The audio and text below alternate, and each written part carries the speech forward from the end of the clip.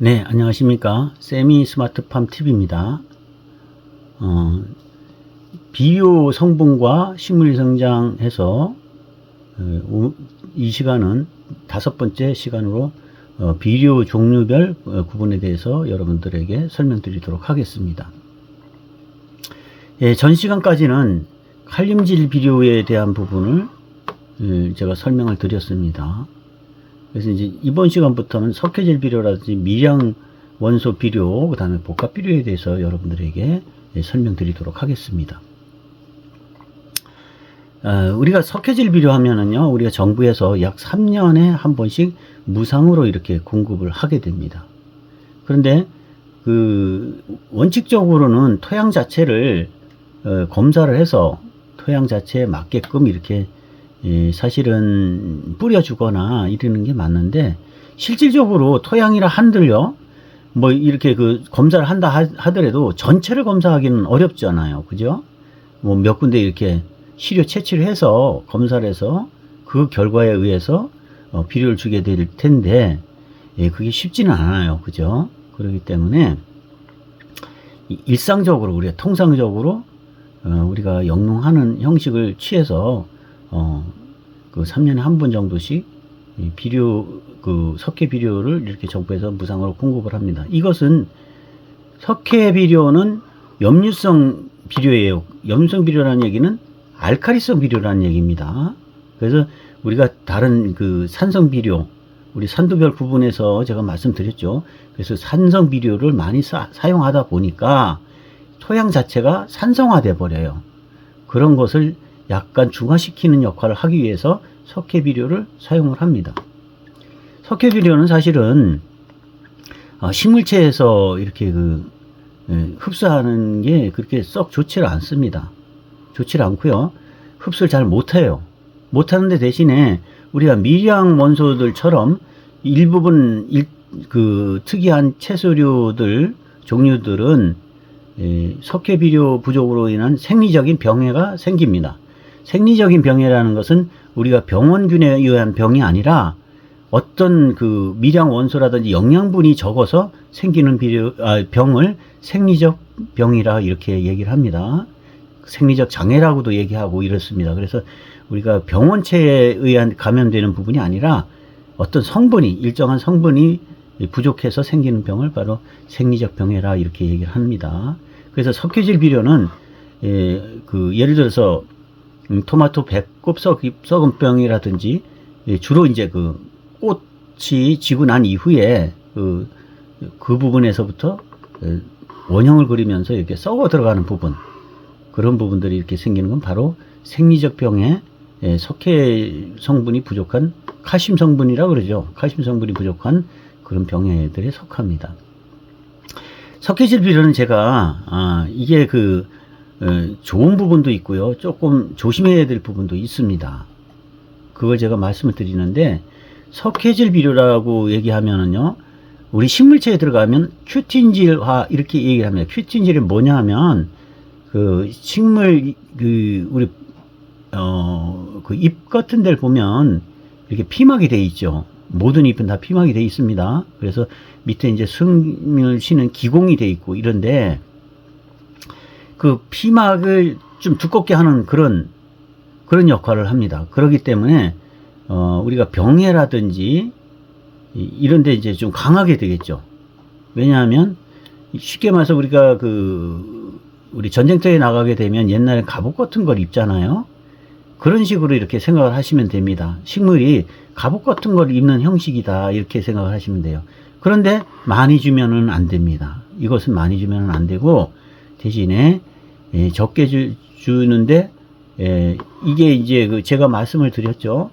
생리적 병에도 생길 수가 있기 때문에 안 줘서는 안 되는 거고 이래요. 그래서 일반적으로 석회질 비료라 그러면 우리 산도 조절을 위해서 공급하는, 정부에서 공급하는 그 이외에 칼슘질 비료도 이렇게 주잖아요. 그죠? 별도로 주기도 합니다. 그래서 이제 요런 부분들은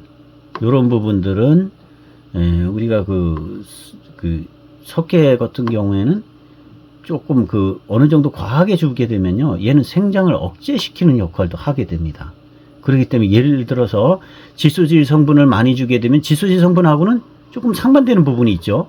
얘는 이제 그 속효성 비료면서도 빨리 성장하게끔 하고 연하게 성장하게끔 하겠지만 얘는 속도를 늦춰주면서 과하게 성장하는 것을 조금 늦춰주면서 또 잎이라든지 이런 거를 튼튼하게 만들어주는 그런 역할을 합니다. 그러니까 자세히 이렇게 들여다보면 지수질 비료하고 석회질 비료는 서로 상반되는 부분이 있다라고 생각이 됩니다. 그렇죠? 그렇게 되면 어떻게 돼요?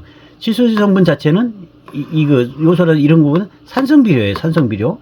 얘는 알칼리성 비료입니다. 그렇죠? 그러면 질소질 성분을 비료를 줬을 때 석회질 비료를 같이 주면 산도도 토양의 산도도 중성화로 해서 어느 정도 조절이 가능하고 그 다음에 성장도 얘가 급성장을 한다 그러면 얘는 완성장을 하게끔 만들어주니까 어느 정도 완화시켜주는 역할도 한다. 이런 얘기겠죠. 그죠? 아주 중요한 얘기입니다. 그래서 여러분들 정부에서 석회가 나온다 그러면요. 이것을 한 번에 이렇게 그 농장에 뿌리려고 하지 말고 그 면적만큼 나왔다 그러면요. 그거를 3분의 1로 줄여서 매년 뿌려주세요. 요즘에는 석회비료 자체가 그 과립화 형식으로 이렇게 나와 있습니다. 그래서 여러분들이 뿌리는 거 예를 들어서 뭐 비료살포기라든지 이런 데 넣어서 뿌리기도 쉽게 이렇게 만들어져 있어요. 그래서 우리가 매년 일반적으로 우리가 로타리를 한다든지 그다음 경운 작업을 할 때 그때 밑거름을 할 때도 이거를 석회는 밑거름으로 주는 거예요. 그래서 이거는 그럴 때 나눠서 매년 이렇게 소량씩 많이 줄 필요는 없습니다. 조금 약간 토양이 산성화 된다 하더라도 그냥 그대로 유지시켜주면 되는 거예요. 그래서 많이 줄 필요는 없어요. 그래서 제가 볼 때는 약 한 300평당 우리 요즘에 평을 잘 안 쓰는데 1000평방미터 이렇게 되나요? 그 정도에 한 포에서 두 포 정도 20kg에서 40kg 정도 그 정도로 주시면 될 것 같아요. 매년. 그래서 제가 볼 때는 어느 정도 된다 그러면 그 한 포 정도 이렇게 해서 주시면 될 것 같아요. 20kg 정도 300평당 요 정도로 주시면 뭐 적당하지 않을까 이런 생각이 듭니다. 그러면 매년 이게 토양 자체가 산성화되는 것도 줄일 수가 있고 또 이게 생리적인 병해 이런 것도 줄일 수 있는 부분들이 생기는 거예요. 그렇죠? 그러니까 여러분들 이런 거는 우리가 상식적으로 좀 알아두시면 여러분들 영농하는데 큰 도움이 될 거라고 생각이 듭니다. 그리고 이제 인산질 이런 것들은 이제 제가 말씀드렸죠. 요건 이제 과일이라든지 과채료 이런 부분에 크게 영향을 준다라고 제가 말씀을 드렸어요. 실질적으로 제가 석회비료에 대한 부분을 제가 또 시험을 해봤습니다. 이거는 뭐냐면 상치를 가지고 시험을 해봤어요. 상치. 우리가 어느 때 우리 장마철 되면은 비가 많이 오잖아요. 비가 많이 오면 특히나 상치 같은 경우에는 얘가 사그러들어 버려요. 녹아든다 그러죠. 그래서 다 이제 못 먹게 돼 버리는데 그래서 이제 상치를 심어 놓고 일정 부분은 그냥 내버려 두고 일정 부분은 석회질 비료를 해서 실제 큐틴질화되어 있는 잎 엽채류의 작용은 어느 정도인가를 제가 평가를 해봤습니다. 평가를 해봤더니 석회질 비료를 한 데는요 장마철이 어느 정도 진행이 돼도 잎이 어느 정도 싱싱하게 이렇게 유지가 됩니다. 끝까지 가지는 못하더라고요. 끝까지 가지는 못하는데 어느 정도 유지가 돼요. 일정 부분. 그런데 석회질 비료를 시용 안 한 그런 토양에서 자라는 이 상치 자체는 그냥 녹아 빠져요. 녹아 버리고 없어져요. 한 3일 정도 되니까 일정 부분 아마 사그러들었더라고요. 그리고 석회질 비료를 시용한 그런 토양에서 자란 상치는 계속적으로 이렇게 싱싱함을 유지하는 걸 제가 확인을 했습니다. 여러분들 상치 같은 거 이런 것들은 엽채류들 특히나 상치 같은 거 연하잖아요. 이런 것들은 석회비료를 어느 정도 많이 주면 절대 안 됩니다. 많이 주면 필요악이 될 수가 있어요. 그러니까 어느 정도 약하게 이렇게 좀 해주면은 그런데 굉장히 도움이 많이 된다. 이런 거를 전 시험 결과로 얻었습니다. 그 다음에 미령 원소 하면은 붕소, 망간, 그 다음에 구리, 몰리브덴, 별의별 종류들이 많습니다. 이것은 많은 것이 필요치 않고 소량으로 필요한 거예요. 말 그대로 미량이죠. 소량. 우리가 쉽게 말해서 인체로 기준으로 한다 그러면 저기 그 지방, 단백질, 그 다음에 탄수화물 이렇게 해서 기본적으로 우리가 그 활동하는데 열량으로 아니면 에너지원으로 쓴다고 한다 그러면 일부분 나머지 비타민 종류들 있죠. 여러 가지 비타민 종류 이런 것들은 신체의 기능을 활성화시키거나 유지시키거나 하기 위해서 만들어지는 그런 그 것들이죠. 그래서 그거 이제 비타민 종류 같은 거라고 이렇게 생각하시면 되는데 제가 의사는 아니기 때문에 제 설명이 약간은 차이가 있을 수 있습니다. 제가 인체에 대해서 말씀드리는 것은 이거는 제가 좀 조심스럽기도 하지만 여러분들에게 예를 들기 위한 거니까 액면 그대로 받아들이면 안 돼요. 그래서 이제 이런 것들은 이제 우리 인체로 얘기한다 그러면 비타민 종류 정도 되고 이런 것들은 뭐라 지수 인산 가리 정도는 어떤 뭐라 그래요? 여러분 뭐라 그럽니까? 요거는 우리가 단백질, 탄수화물, 지방 정도로 이렇게 생각을 하시면 됩니다. 우리가 그 4대 원소 하면은 우리가 그 마그네슘까지 포함을 하죠. 마그네슘은 고토를 마그네슘이라 그럽니다. 그래서 여러분들 비료 이렇게 보면 고토를 이렇게 포함되어 있는 그 써놓은 게 있어요. 그건 마그네슘이다 이렇게 생각하시면 돼요. Mg 화학기로는 기호는 그렇습니다. 그래서 이제 3대 원소 하면 지수, 인산, 가리가 되고 4대 원소까지 포함한다 그러면 마그네슘까지 고토까지 포함을 하게 되는 거예요. 그렇죠? 그리고 이제 미량 원소 하면은 이것은 여러분들 우리가 그 인체라든지 동물하면 비타민 종류 어떤 기능을 계속 유지시키거나 활성화시키거나 할 수 있는 쉽게 말해서 우리가 기계로 얘기한다 그러면 윤활유 같은 종류다고 이렇게 생각하시면 되겠죠. 이런 것들은 뭐 휘발유 뭐 이런 그런 걸로 이렇게 기름 종류로 이렇게 연료 종류로 생각을 하시고 이런 것들은 어떤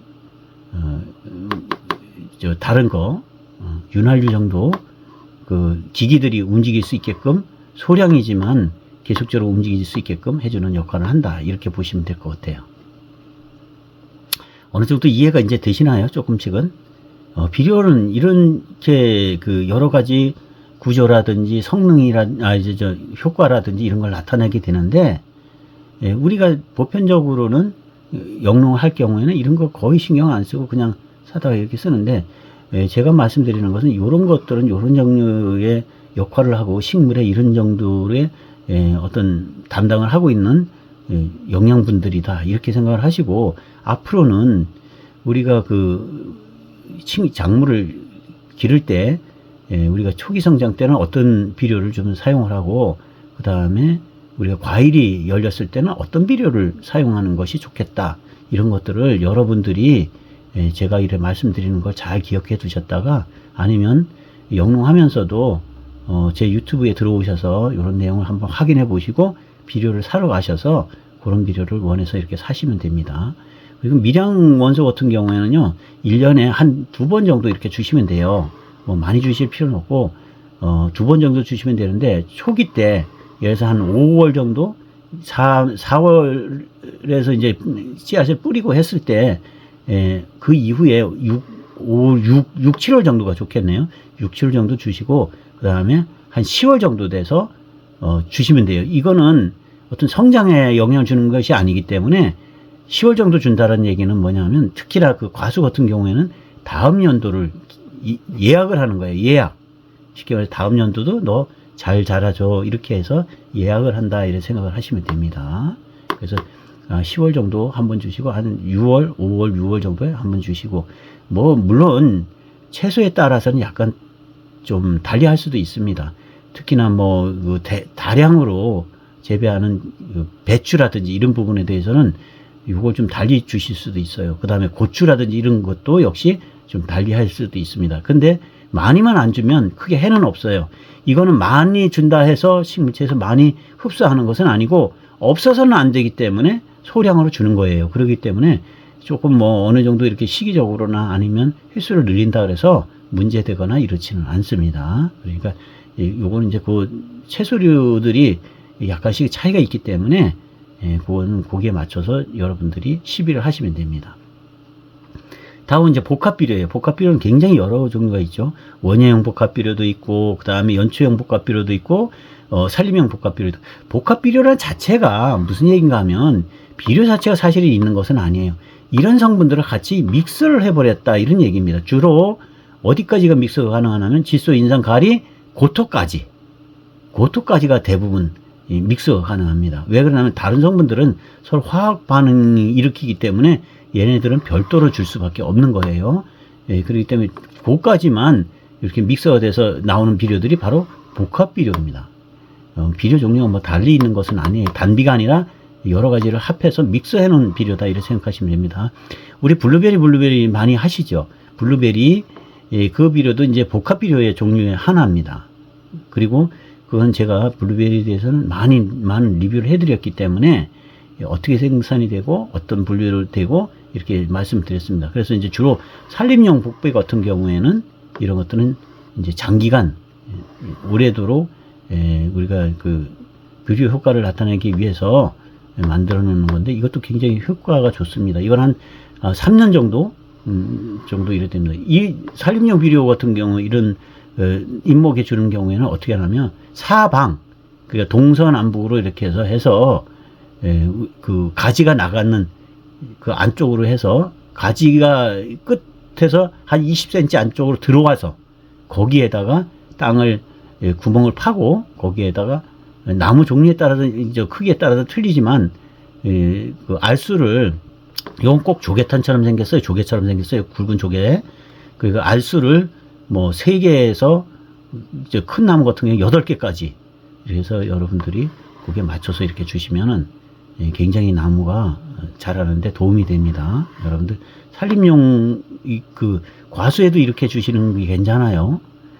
과수에 무조건 무슨 유박만 주거나 아니면 화학비료만 주거나 이러지 마시고 과수에 산림용 그 복합비료를 사서 이런 식으로 해서 한 3년에 한 번씩 동서남북으로 해서 가지 끝에서부터 한 20cm에서 한 30cm 들어와서 그 부분에 이렇게 해서 주시면 되고, 사방으로 하실 수도 있고요. 8방 그걸 또 나눠서 이렇게 해서 조금 소량으로 나눠 주시면 더 좋겠죠. 그런데 이제 어떤 인력이나 기타 여건이 안 맞은 경우에 사방으로 해 주셔도 괜찮습니다. 연초형 복합비료는 이제 여기에 이제 특화되어 있는 비료이기 때문에 그렇습니다. 자, 오늘은 비료 성분과 식물 성장 5시간째로 비료 종류별 해서 섞여질 비료, 미량 원소 비료, 복합 비료에 대해서 여러분들에게 설명드렸습니다. 다음 시간에 또 만나 뵙도록 하고, 세미 스마트팜 TV 많이 구독해 주셔서 대단히 고맙습니다. 감사합니다.